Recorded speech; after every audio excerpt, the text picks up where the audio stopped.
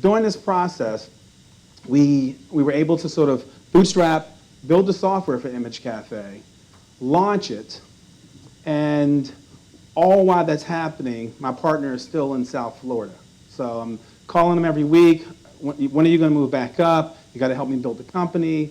He would fly into town and help out when he could, but he was really operating on remote control. So that was frustrating to me. So we had this tension going back and forth. And I had sold him and his skill set to the VCs who had never really met him. They heard about him, but they had never really met him. By then we have probably about 12 employees in the company. And moving towards closing this $3 million round. So this is around, I'm going to say, maybe June of 1999. I'd also been pursuing a corporate partner, a company by the name of Network Solutions, who back then had a monopoly on .com names, to come in as a strategic investor. So the first hire, I'm going to use fake names. The first hire was I bought him on as VP of Business Development. His name is Dan. So Dan had been with me since about April, maybe March of 1999.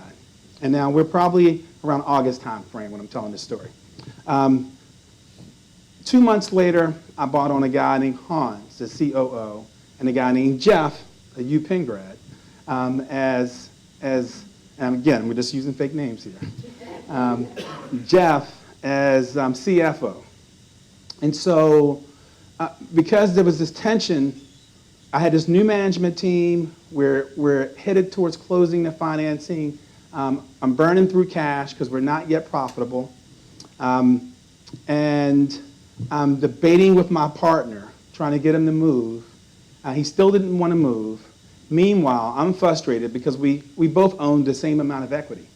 And that can be very, very tough when you have a co-founder and you're doing more of the work at the time, or at least you feel that way.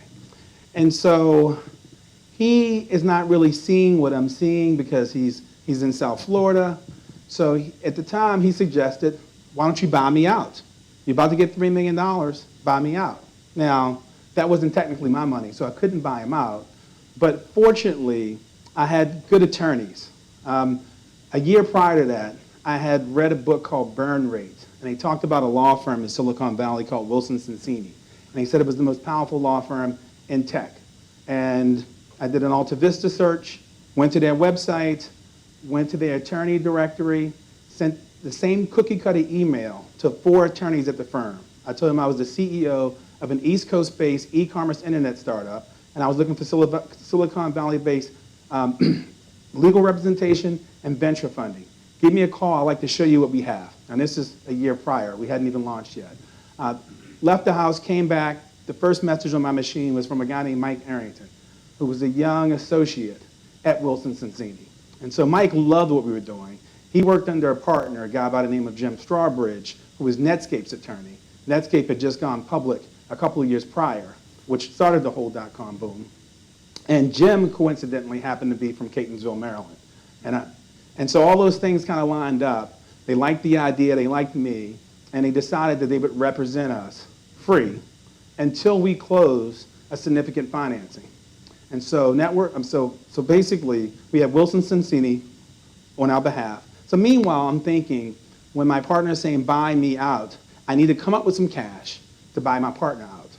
So I have a new management team. They all had a little bit of equity. They had options, but they all wanted more.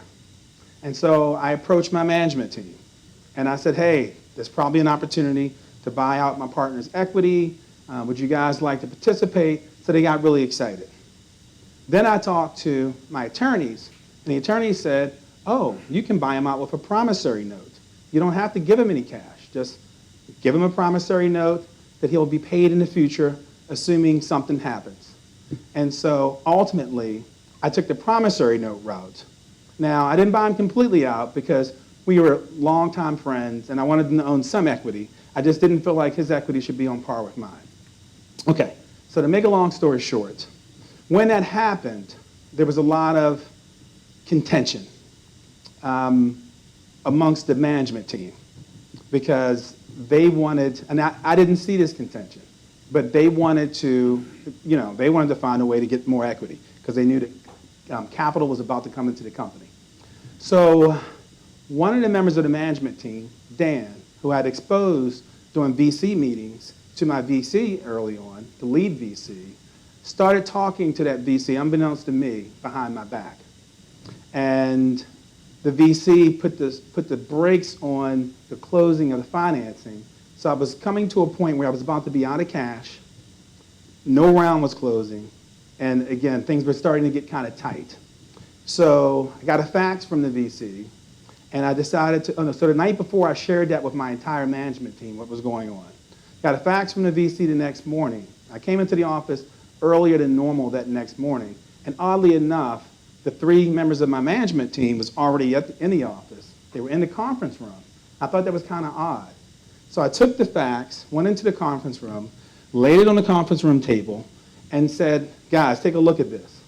So while they were leaning over, reading the fax, Jeff, my new CFO, left his pad exposed on the table. So I start looking at Jeff's pad, because I'm already feeling a little funny because of the fact that they were there early meeting amongst themselves. And the first bullet point was, get control of company from Clarence. Bullet point number 2, put Clarence in a sales and marketing role. Oh. Bullet point number 3, by then, I couldn't see anything. All I saw was those bullet points. And so I immediately stopped him, and I said, forget what's on the table. I want to know about what's on Jeff's pad. They all looked at me like they saw a ghost. Get control of the company from Clarence? Put Clarence into a sales and marketing role? Are you kidding me? Everybody got quiet. So I sit down, take a deep breath, and I start asking. I'm like, Dan, are you with Image Cafe? No, I said, Dan, are you with Clarence Wooten? Dan says, I'm with Image Cafe. I say, Hans, are you with Clarence Wooten? Hans says, I'm with Image Cafe. I say, Jeff he's the guy whose pad was exposed. He can't even speak. Literally, he's turned into a ghost. And I said, you cannot be with Image Cafe if you're not with Clarence Wooten.